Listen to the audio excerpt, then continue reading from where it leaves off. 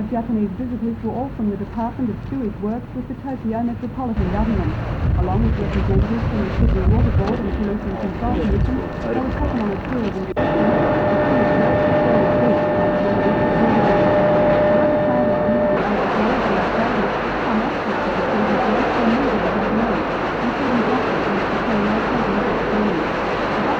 the brushes are self-cleaning. They self-clean them. Take that, hold it over. I didn't realise that I bring back the bulky also today and we have rebuilt them continuously. The construction of a 3-kilometre long underwater pipeline to replace the existing outlet. The second stage is an extension of the primary treatment facilities, and the third, the development of a secondary plant. The Hunter District Water Board also announced its new Vice President today. The role has been filled by Bob Wilson, the former Deputy General Manager of the Sydney Water Board. Mr Wilson takes up his position immediately.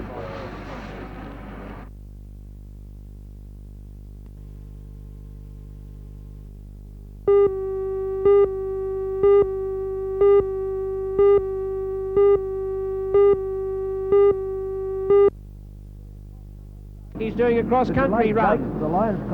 Robertson comes right round the outside. Goodness gracious me, there's incidents aplenty here as Nick McEwen leads them away. Robertson has got his nose in the clear up into second place and setting sail out to McEwen. We know Gaddy's of Garrett, but they're not going to catch Latham. Garrett high up on the track, Gaddy squeezing through the middle and Robertson trying to come down low. Mark Latham's got him covered though, and he comes into the corner. The score, William Castrol, solo, 200 in this one. And at the gate has Stephen Davies.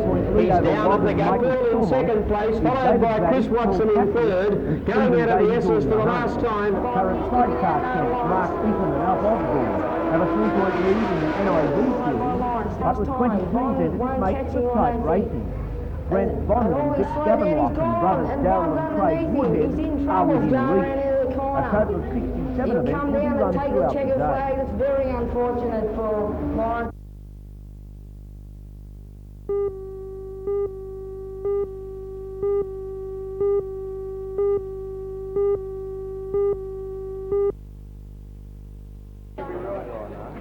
University were last year's minor and major premiers, and with a record of winning their last 34 games, today's result was something of an upset.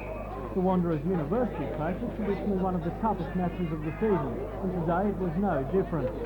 Wanderers opened the scoring with a penalty goal from Tim Griffiths, and they went on to score 2 tries to 1 in a tight and well-organised display of rugby. The try scorers for Wanderers were Chris McClellan and David Turner, with halfback Ken Howard scoring for Unit.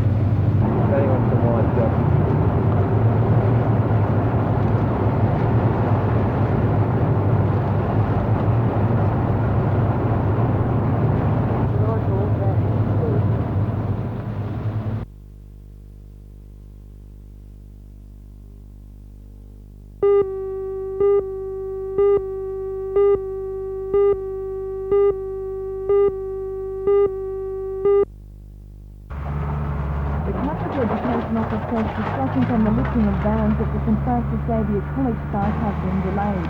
But still, the CEO is confident work will be resumed following a meeting between the unions, residents and the CEO early next week.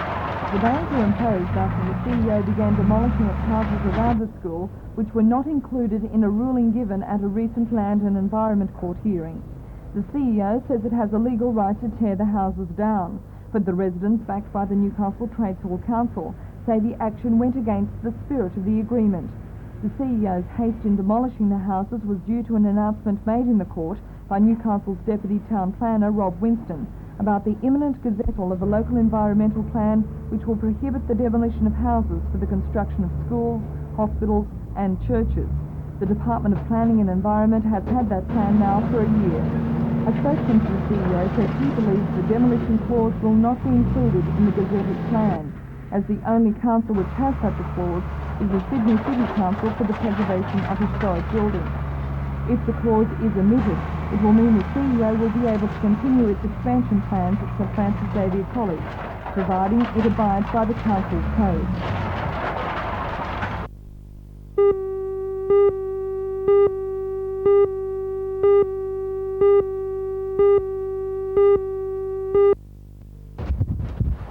These are some of the scenes from the devastating storm that swept Newcastle on Monday. During that time, ambulancemen, firemen, police rescue and state emergency services were working non-stop to protect people's property against the weather. SES District Controller Don Geddy says people should make sure that their houses will stand up against such conditions. Many people tend to forget the conditions of their roofs and take them for granted. Cappings were loose, and that caused the cappings to break away and tiles to be taken off, and in some instances the tin was not battened down properly. He says his volunteers, along with the other emergency services, risked their lives during the storm.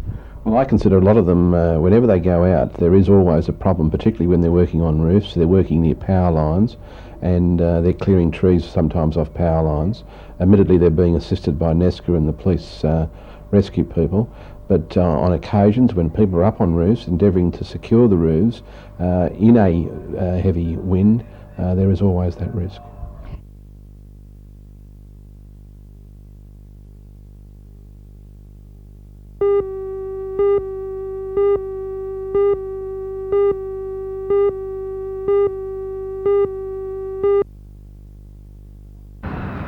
The first stage of the cycleway construction involved a section from St James Road to North Cross Drive. City administration says the CET grant will be used to construct further sections between Mansion Road and District Parade at Torres. The grant is for $149,520. The total cost of the project is almost $215,000. City administration says it will make up the shortfall. The project is expected to generate employment for 12 people, and work is due to start towards the end of July. Under the latest round of CET grants, City administration also received grants worth a further $464,000. They include money for street drainage construction, footpath maintenance and work on street signs.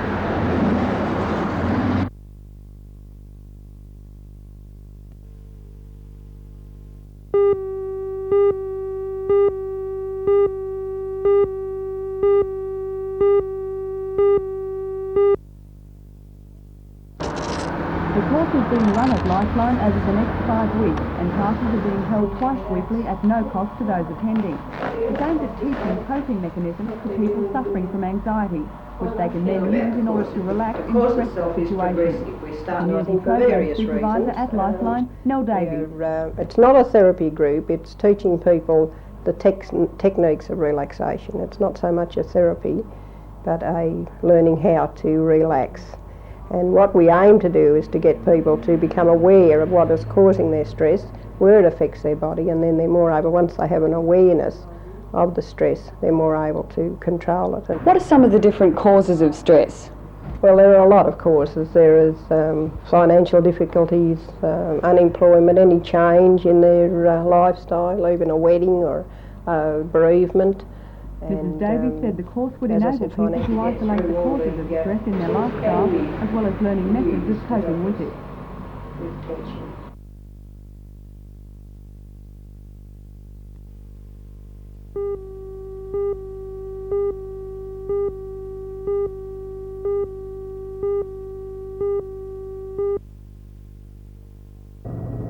Chichester Dam, located just below the junction of the Chichester and Wongat rivers, has provided the main source of water for the Lower Hunter and Newcastle regions for the past 60 years.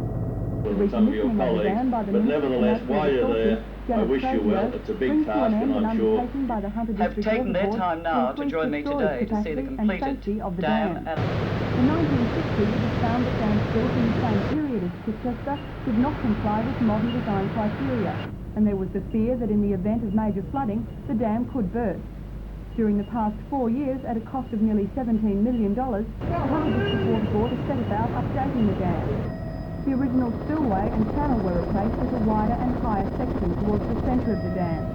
The abutments were raised. Loose material was moved from the northern bank to improve the flow of water, and retaining wall constructed. A second valve house was built, and new pipes and valves installed. Strengthening of the dam wall was also given top priority. The dam was strengthened through post-tensioning. This involved drilling 93 holes through the dam and into the foundation rock. Each one of these grids concealed the top of steel tendons, which were put into the holes. The bottoms were then grouted in place. Each tendon was then stressed to loads of up to 650 tonnes. The construction work has increased the dam's capacity to 23,000 megalitres, and according to Janice Crozio, the Chichester water supply scheme will continue to be upgraded. And that is the work in the treatment plant we're going to use cement to Dungog. And that phase 2 in the vicinity of about, well, I stated $11-point-something million in my speech, but I think by the time we complete it, it will be a lot more. It is a major treatment plant we're constructing there, and I think with the work we're doing there and the work we've now done with high-thinning the wall of this dam and restoring it, that the water supply here will be second to none.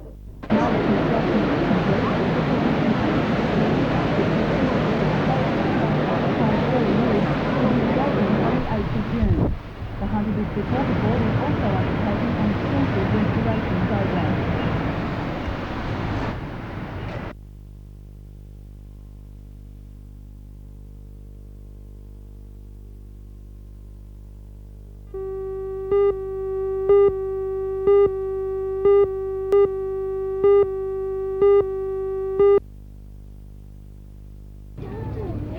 It's not every day that you get a chance to walk back into the park, but that's exactly what it was like for those who visited the main colony in Good. The colony was built at the turn of the century and gained a reputation as being one of the leading mines. In fact, it still holds the world record for bringing more than 3,500 tonnes of coal up in a vertical shaft. Some of the original equipment used at the mine still exists today. George, this looks like a bit of a milling machine. What exactly is it? It's what they call a trike or a bumper, and you pump it along the track to inspect it, see how the sleepers are, and spikes, and how the rail is in condition. Riding the old coal trains was a popular activity, especially for those young cars. The old coal mine is now returned to the Rail Preservation Cooperative Society, where it is hoped to be restored back to its former glory. Ken McDonald is married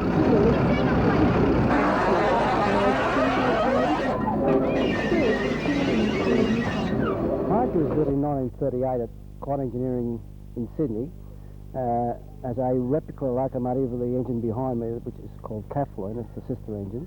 The boiler now has been completely overhauled and repaired, and the testing has already started with the boiler inspector, and the locomotive looks like going into steam about August this year. For old-timers like Cleo Mowat, who worked at the colliery for more than 50 years, memories still remain of former working conditions. Conditions? You made your own.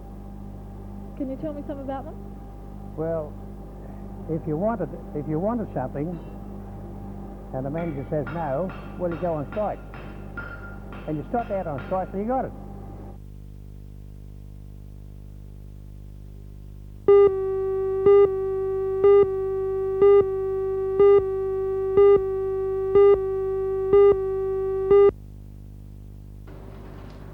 The election of the youth mayor and the deputy mayor was the first order of business for the new council, which was elected by young people in the Lake Macquarie area last month. The 16 youth aldermen are all aged between 15 and 21, and 3 of them nominated for the top job. James McIntyre, a 19-year-old from Nords Wharf, won the ballot, and another 19-year-old, Doug Robertson from Glendale, won the race for deputy. It was then time for the two to be introduced to Lake Macquarie Council, which was also in session last night. The Mayor, Alderman Jeff Pasterfield, welcomed the two and offered his assistance where possible. The Youth Council has been given a clear mandate by the area's young people to deal with the problems they face. James McIntyre says the first step will be to update a survey of youth problems conducted by the Lake Macquarie Council last year. The Youth Services Assessment Survey, which was done last year, revealed a lot of the problems, the major ones being unemployment and transport. But that survey is not as relevant because some of the things have been dealt with and situations continually changing, and so we'll have to find out exactly what the problems are before we can deal with them. If the Youth Council finds itself in disagreement with the Lake Macquarie Council over an issue, is it prepared to take the council on over that issue? Depending upon the majority of the people in the council, if the majority of the people in the Youth Council agree and think that it is worth fighting for, then we will definitely at all costs.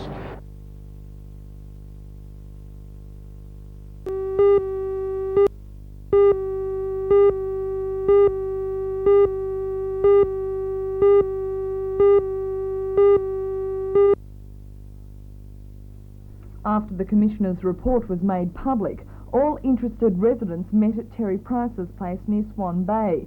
They formed a group called Wallaroo, aimed at stopping the proposed dump.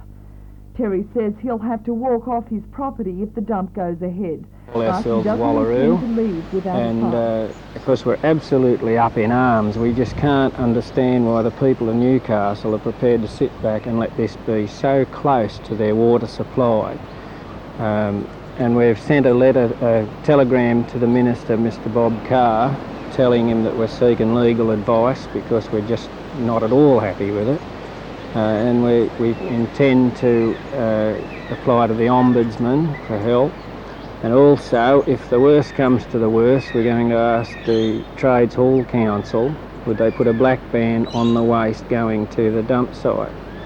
It's just not good enough the way it is at the moment. Another thing we're upset about is the fact that Tommygo is doing all of its own monitoring. The Water Board's sitting by letting them, and the State Pollution Control's sitting by letting them. And as far as we're concerned, that's like asking a drunken driver to breathalyse himself. It's just not good enough.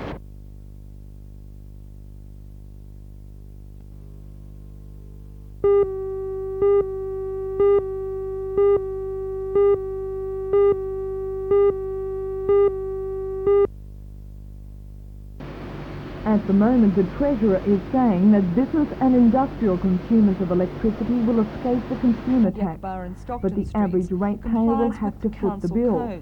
Mr Average pays about $673 for his electricity a year in his fully electric house. With the tax, he'll be paying $77 more, bringing his new electricity bill to around $750. The chairman of the council, John Jobling, says if the consumer tax is adopted for electricity, his council will consider carefully before bringing in a tariff increase. Yes, I would hope that between now and next year we may be able to look at the tariff and in some way find a means to control that rise.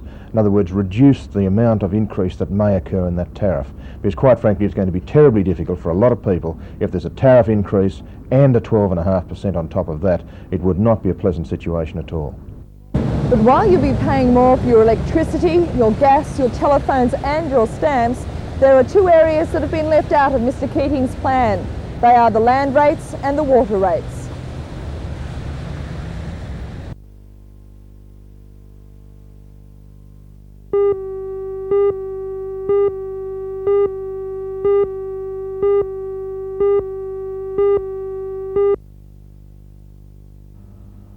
Good morning everyone and welcome once again. You know, as far as investment's concerned, I like to think I'm a pretty loyal person, and if that means putting money in the bank, the building society or the credit union, and I'm talking about local banks, building societies and credit unions to qualify, say, for a housing loan, well then so be it. But if you've got some surplus money, don't confine your thoughts just to your own state. Sometimes, as I mentioned last week, you might be able to invest in another state, e.g. the Queensland Electricity Trust, to earn a greater return. Or it might be the Energy Commission of Western Australia. Again, once again, we're talking about a semi-governmental loan. But I don't think many people are aware of the fact that you can invest right now sums as little as $1,000 in the Canberra Building Society in the ACT for terms ranging from 3 months to 18 months, and the interest rate that they're paying, and wait for it, is 15%. Now that's a pretty good return in anyone's language. Let me repeat that once again. Minimum investment, $1,000, minimum term 3 months, maximum term 18 months, and you're looking at an interest rate of 15%. And that raises another interesting question. Quite frequently people will say, well, that's for me, and they'll rush into their bank, their building society or their credit union and close their existing account. Now, you don't have to do that. On some occasions, if you mention this very fact to your own building society or credit union, I'm not saying that they're all going to come to the party, you might be surprised to find that they will match the returns being offered elsewhere. Now, we're looking at interest rate differences of not just 1/4% or 1/2% or just 1%. In some cases, the difference could be as high as 2.5% or 3%. So I just leave that thought with you. I'm not being disloyal, I'm just showing you other ways and means of making your money work. I'll see you next Monday.